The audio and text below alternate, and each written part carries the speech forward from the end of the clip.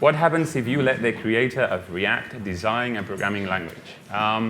First of all, before beginning with this talk, I think it's going to be like the easiest talk of the whole conference, so I'm sorry. I hope it comforts you as well, or you're beginners or whatever. I need a wave of hands. Whom of you have worked with React.js or played with it? React? Okay, perfect. And whom of you do JavaScript and have tried to do JavaScript in a functional fashion? Okay, so I'm not alone in the class. Very happy. So let's talk about this thing, about React. Who am I first? Well, this little thing here is my Twitter handle, and that is a beer with a Lambdale. So if you feel like following or you like this talk, please don't be shy and hit follow on Twitter. So my name is Flavio. The name, some people think is Italian, but it's Latin. I'm Spanish, and I don't look Spanish, so it's all like a big confusion, but I'm Spanish, okay?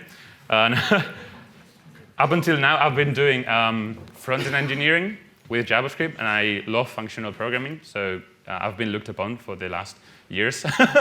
And then I started to learn Haskell. I fell in love with it, and then the laughing stopped. I'm very thankful for that. So we're not here to talk about me. We're here to talk about this wonderful person, Jordan Walk, the creator of React. Whom of you know him already? No one? Really? Okay, then this is, I think, the first picture in 5 or 6 years since the explosion of React in the front end that I've seen, because he's speaking at ReasonConf in the US. So it's this guy. It was anonymous until now, and now finally we can see a picture of him. So he is the creator of React.js, and the response to the question that gives a title to my talk is ReasonML. So we're going to discuss ReasonML, a new language.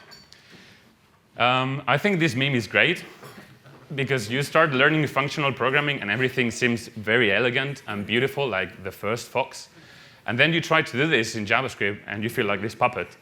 So yes, you can do functional things in JavaScript because of functions being values and higher order functions and all that.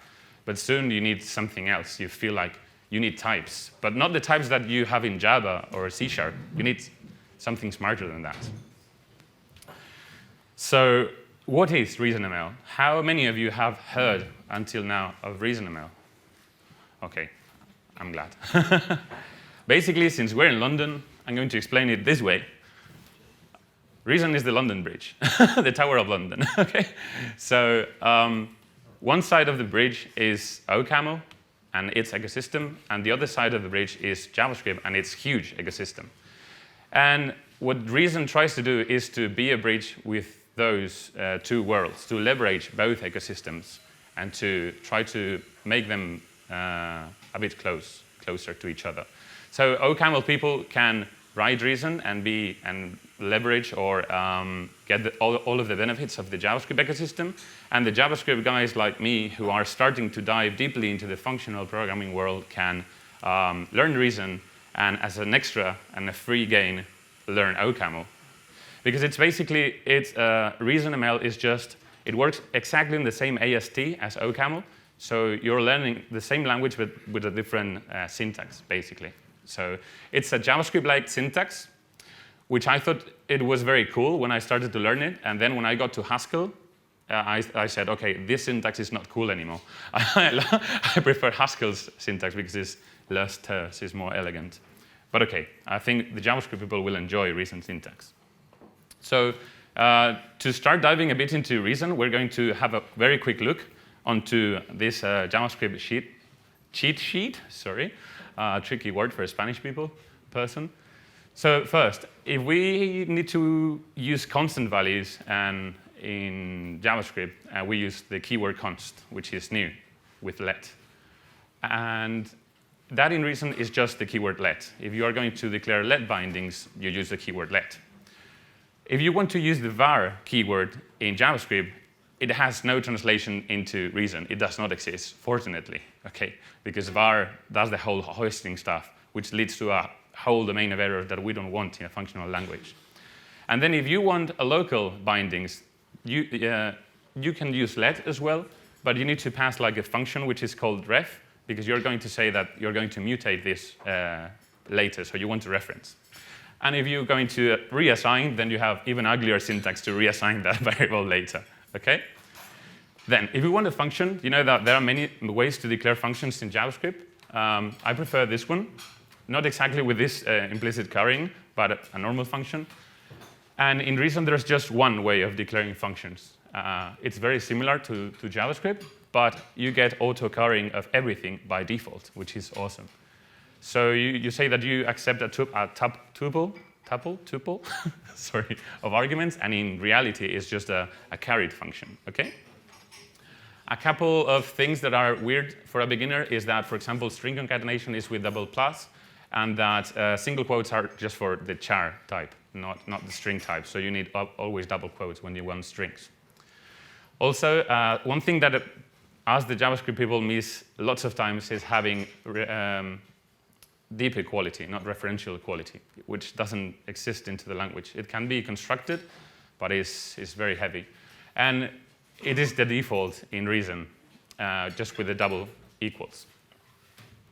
Also, the double equals in JavaScript means a completely different thing because it tries to cast internally the types and is horrible, and it's forbidden to use the double equals in JavaScript because of this. So you need to always use the triple equals. So that domain of problems does not exist in Reason. There's no equivalent, thankfully.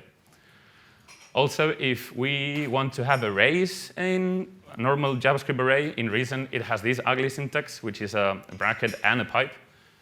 So as you might have already noticed, if you want to do pure things, the syntax is nice. And if you want to mutate stuff, the language tells you, this code is ugly. You're mutating things. Don't do this. Okay? So it's kind of like a warning implicit into the language. So this is a mutable array? Yes, well, this is a mutable array.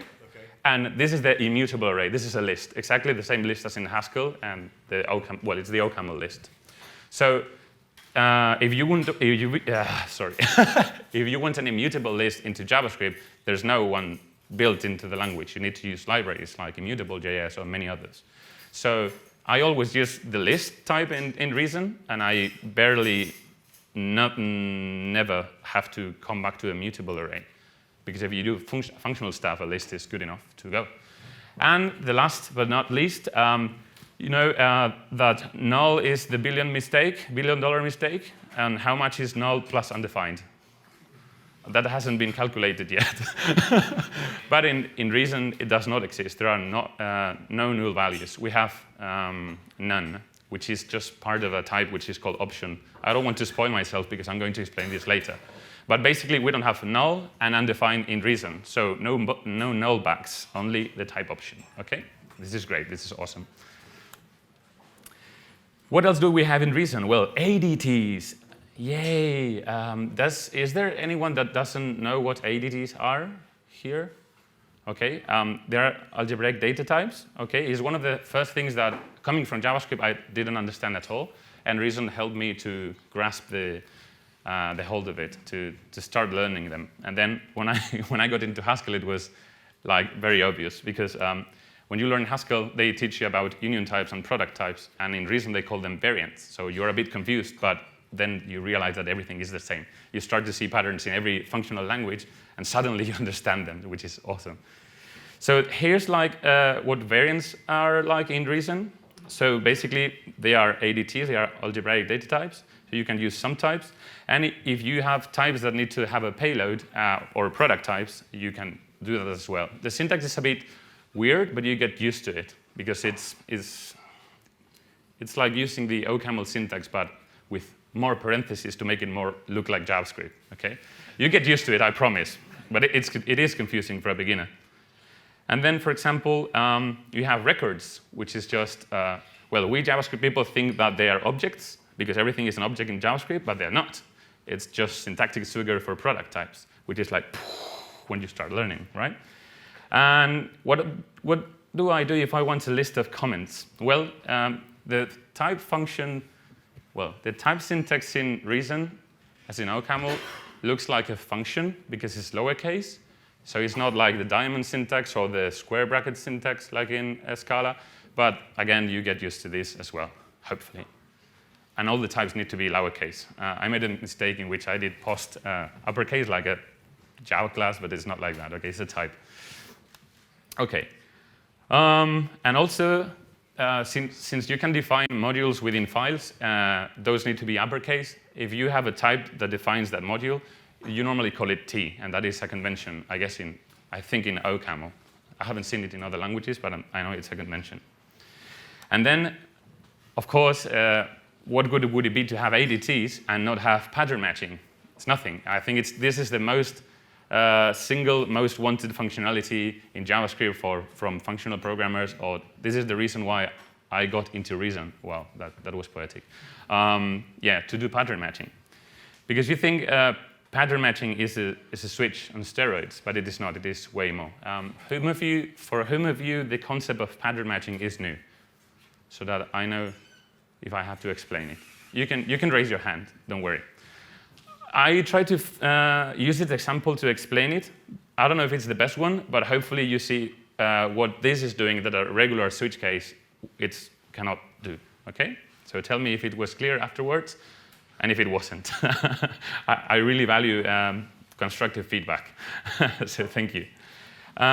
You can basically pattern match on whatever you need. You can pattern match on values or types, and then delegate parts of the pattern matching to other functions.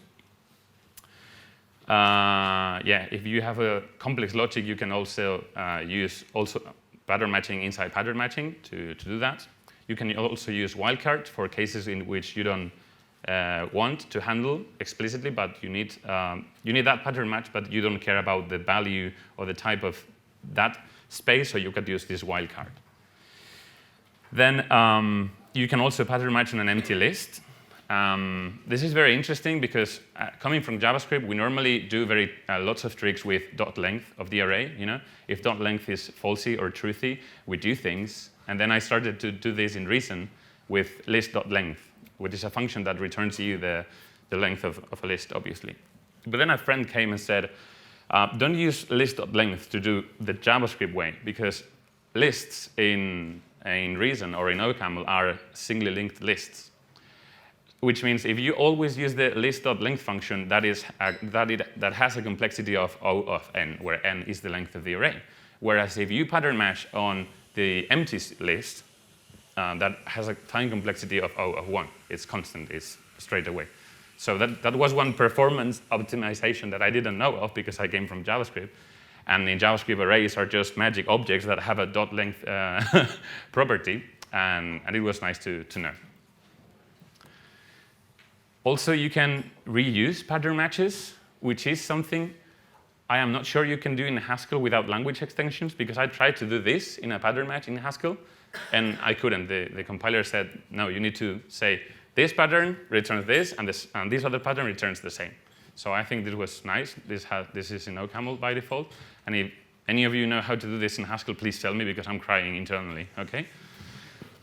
Also, since we are pattern matching on lists, we can say these kinds of things. This has a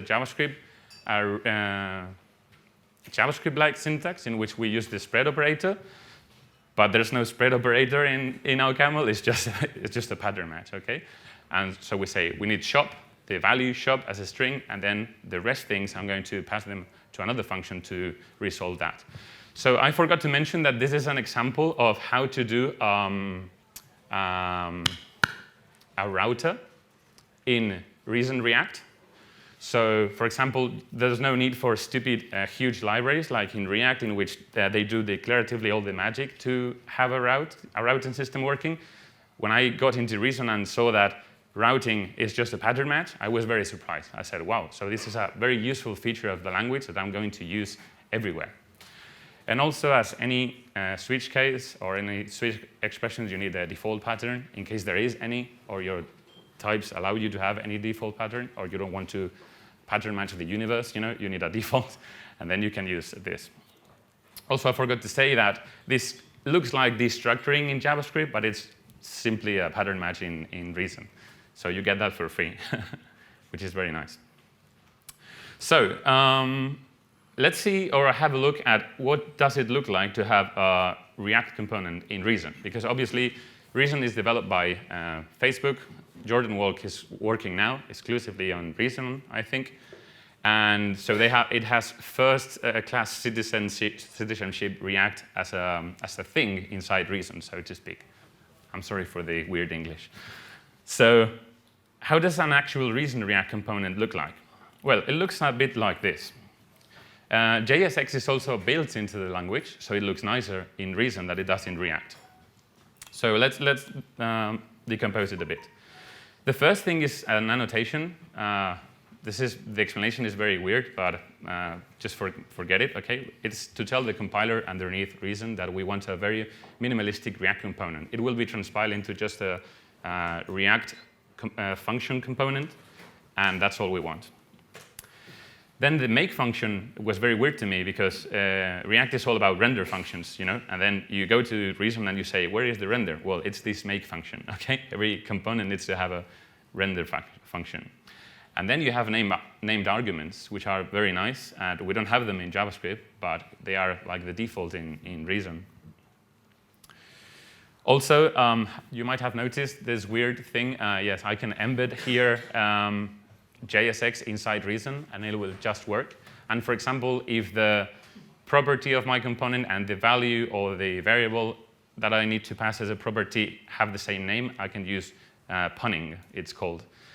We have that for JavaScript objects, but unfortunately, due to the parsing of JSX in JavaScript, we don't have that. And in Reason, we do have it.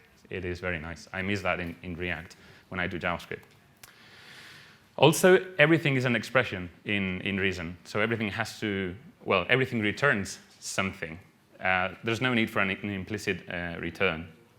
And obviously, this JSX is returning as well at the JSX itself.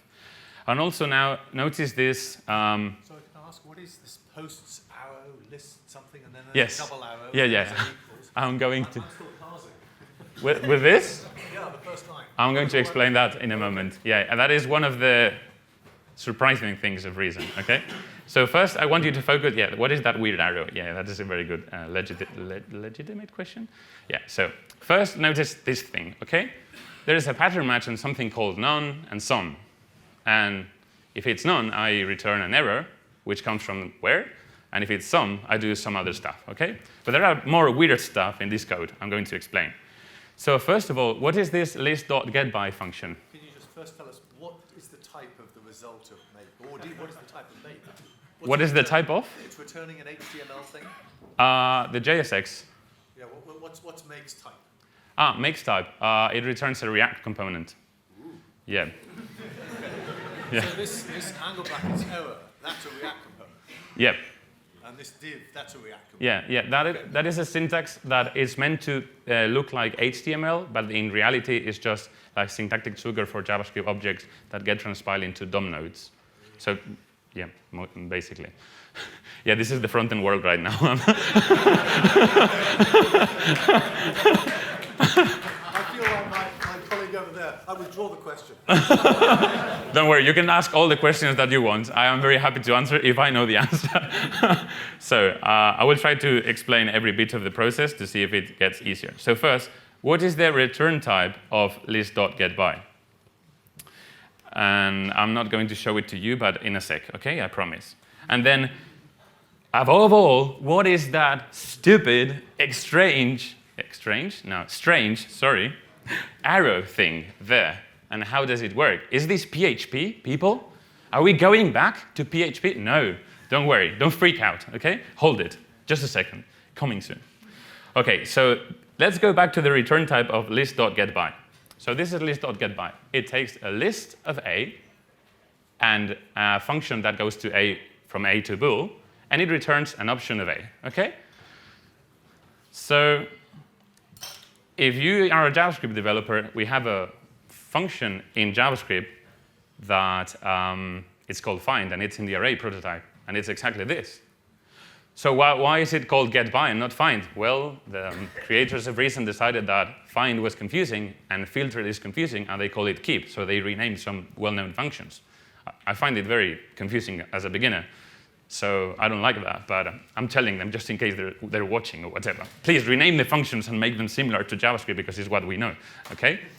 And then what is this strange? Notice the difference. So find in JavaScript returns something or undefined. okay? So you're screwed, basically. But get by returns an option of prime A. This option thing looks very similar, doesn't it? So, spoiler? Yes. Yes, so option type in OCaml and Reason is basically the maybe type in Haskell, okay? And also, there are convention in OCaml, I don't really know why. I don't really know why. The type arguments, the polymorphic types, start with a prime something, which is very confusing for me as well. I prefer Haskell syntax right now. So it's prime of A. If there is nothing, the absence of value, you say none. And if there is something, you say some. And that contains the desired value, okay? So think of it as it being maybe. So let's see what happens if we don't use the option type here, demo time. Let's see. We're going back to Reason. We have a JavaScript project working. It should be working. OK. This is what I do when I feel bored. I build catstagram. OK? These all are pictures of my beautiful cat. OK? So right now, I needed internet because I need to fetch from the Instagram API and fetch pictures of my kitten. OK? And when I go to a post, I can say, this is me. Wow, I love this. OK, and then delete it because I feel ashamed, and then hit like, whatever. I build this in every possible front-end framework. I've done it with Elm as well, just to learn the language and to see what benefits and what pros and cons have every front-end framework right now. I still need to do it in PureScript, but I will, I promise. So what happens if I remove this strange thing? And I said, I need a post. I'm going to open this bracket. Oh, keyboard thing. I have the post here. I don't need this anymore. And then I'm going to go to my JSX, remove it, remove the pattern match, and say, please return this instead. Let's see what this does. I think, yes, spaces are not liked.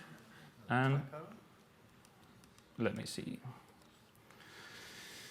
OK, let's see what the compiler says.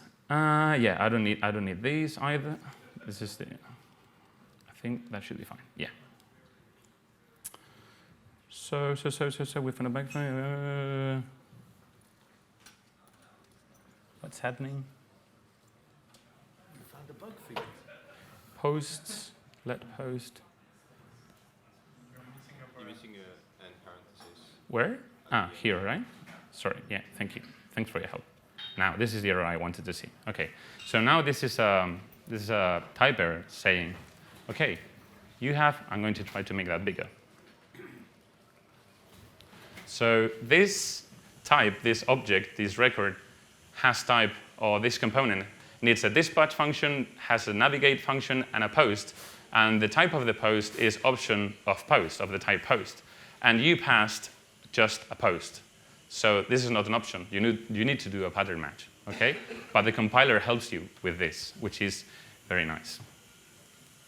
That's what I wanted to showcase, the error messages from the compiler.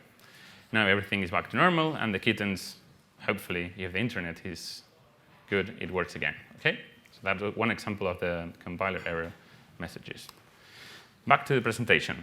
I think I have like 4 minutes. So answering Simon's question, what is that strange pipe? Well, it's like F-sharp's pipe. I think F-sharp has 2 pipes. One that pipes to the first argument, and another one that pipes to the second argument. So this is the default in OCaml, is the pipe first. And so you do this for piping. Instead of doing function composition, you pipe all the functions that are unary. And they invented this fast pipe, which basically pipes functions to the second argument. And I know they did this because of the compiler that is underneath Reason, which is called BuckleScript, which compiles OCaml to JavaScript. It's one of the fastest compilers right now to JavaScript. And I know it is because of type inference and because of performance optimization. Many people don't like the fast pipe, but I need to tell you that it exists. It looks weird. It looks like PHP, but I promise it's completely functional stuff going underneath. So I'm not able to explain, fully the answer to the question, but I can explain you up to that point. Okay. So what is nice about Reason and about having a different language compiled to JavaScript? Well, that you can make impossible states actually impossible because of the language. Because now you model the domain of your problems consists in modeling your program or the state of your program in a way that will make it impossible for you to have impossible states in the application. For example, let me show you again an example from my code base. I have this type. Let me see where the types are.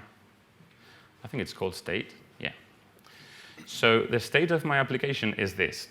My catstagram can have an error, can be loading my kittens, or can be loaded. And if it's loaded, I have two possible routes. Sorry, routes. What is the British version? Routes, right? Thank you. So the two routes I have is the base route with all the kittens and the post route with only one kitten and the comments. And if it's loaded, I have that, and I have a list of posts, okay? So obviously, there are 100 ways in you could model your program, but there is no state inconsistency that can happen to you, for example, in a normal React application, where you have an object with a Boolean state saying is loading or is not, and you can mess lots of things in the front end with things like this. Yeah? Aren't you missing some kind of not asked states for the beginning? Not asked states? What do you mean? Some kind of state, like before you even loading it. What state do you start off with? I start with loading. Okay. Yes. So if nothing is happening, I start with loading, and then I try to fetch. And if the fetch results in an error, I show the error. And if it loads correctly, I show the thing. And then, so now the domain of your problems becomes different. So it becomes choosing the correct data structure. Oh, OK. Sorry. Thank you. 1 minute. Whoa, that was quick. Sorry. Well, let me see. Yes, you can pattern match the universe, have pattern matches inside pattern matches. For example, this is what I do. And if the application is it has an error, just load it. And what are this? How does this work? Well, in OCaml and in Reason, every file is a module. So the namespaces become your file system, or the other way around. So so I have an error component and a spinner component, and Reason knows about it because the compiler finds it, and then you can just use it in everywhere. So let's talk about hooks. Who knows about React hooks? This is going to be very brief. So basically, they are based, or they come from algebraic effects in OCaml. So they're an inspiration for React hooks. And you can do them in Reason, OK? So there's use reducer, in which you can reducer just a pattern match.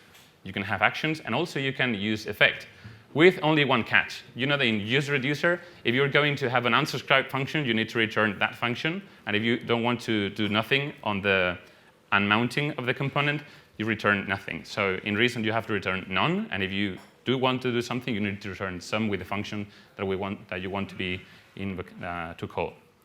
Honorable mentions. This is 10 seconds. There is a Cristiano Calgano said type once, use forever. So right now there is an effort being directed to a library called a gentype, which basically allows you to define your Reason components in Reason and export the type definitions to TypeScript and to Flow and use them in JavaScript as is. So you can integrate very easily Reason components into your existing React.js code base and the other way around as well. Another interesting mention, it's Gravitron. Jared works in Khan Academy. He's one of the core teams of Reason. He built this game with graphics and everything. I know it looks crappy, but it's a great game, OK? You have it in the Apple Store. It's built in Reason. And because of OCaml being able to compile to native iOS and native Android things underneath, you have, if you learn Reason, you learn the ability to compile to native platforms for free. So I think that's very interesting. So that was all, and thank you all for listening.